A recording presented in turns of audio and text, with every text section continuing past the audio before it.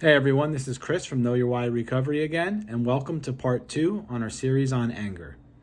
Part 1 helped us raise our awareness by exploring myths about anger. Part 2 is going to explore what we call cues and events. Anger is often precipitated by our perception or our interpretation of an event.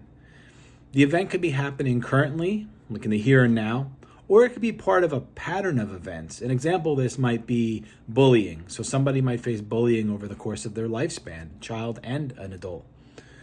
Understanding these events that cause you anger will help increase your awareness and help improve your ability to control your reaction when an anger event occurs. Anger events can involve people, such as someone insults you, a boss gives you additional work you're not able to do, or it can involve the objects, right? You stub your toe on a table or you burn your mouth on a hot plate of food. What you should do to start getting control of your anger is think of all the events in your lifetime that have caused you anger. You probably have a pretty big list. You're not going to be able to list them all, but think of all that you can and write them down. This is going to help you identify patterns and potential situations that might make you angry in the future. As new angry events occur, add them to your list. Right?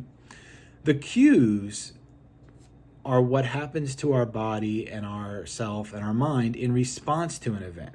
Right? So when we talk about anger cues, they're in 4 categories: physical, behavioral, emotional, and cognitive. Physical cues are how our body responds to anger. That would be like elevated blood pressure, an elevated heart rate, muscle tension, right? Some people get flushed when they get angry. Behavioral cues are the actions we take: pacing, yelling, raising our voice, those types of things. Emotional cues are how we feel along with the anger. Anger is kind of this catch-all, this umbrella emotion. And many times we've learned to express various emotions or interpret various emotions through anger, right? So many times anger is not actually the core emotion. We're facing something else. So a situation happens and we're sad, we're depressed, we feel rejected, we feel frustrated. And that comes out as anger. We interpret it as anger, or we show it, we display it as anger. And then finally, our cognitive cues. Cognitive cues are what we're thinking about the situation, our thoughts. Many times when we examine our thoughts, we find that we're interpreting a situation in a certain way. And this could be leading us to certain emotions that are causing the anger. So we have to ask ourselves a couple questions. Are our thoughts based in reality? Are we using negative self-talk? Are we expecting violence or aggression?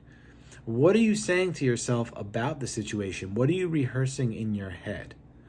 All of these things can increase feelings of anger or lead to more anger, especially if they're not fully based in reality, or if a lot of those thinking patterns are aggression-based. What you may have to do is just make a slight shift in your thoughts toward more reality-based or more peaceful type thoughts, and that could actually help diffuse anger on its own. Recognizing and understanding these cues, so remember, physical, behavioral, emotional, and cognitive, helps us actually prevent anger buildup and anger explosions. So in summary, what you're going to want to do is essentially track your anger. Track the events that make you angry. Track the events that cause angry.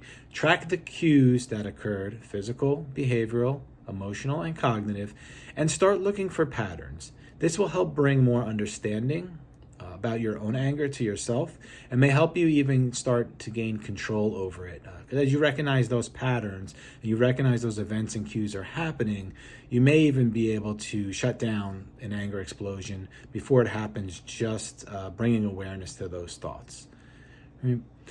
Link to the original article that explored events and cues will be in the information below.